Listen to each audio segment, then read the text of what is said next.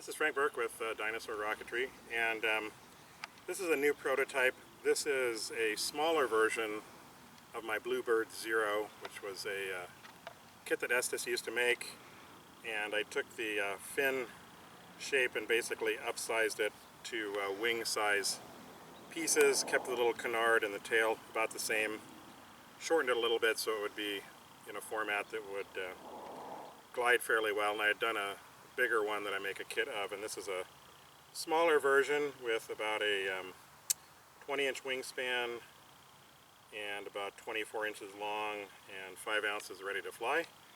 And this uses the little 18mm long burn D2.3 rocket motors, uses similar elevon controls for roll and pitch, and the servos are inset a little bit light, a little bit to hide them, and I'm going to give it a test flight.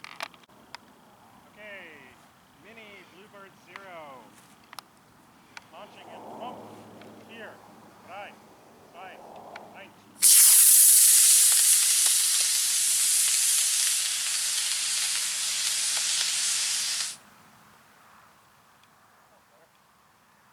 Yeah, it's not super twitchy. Okay.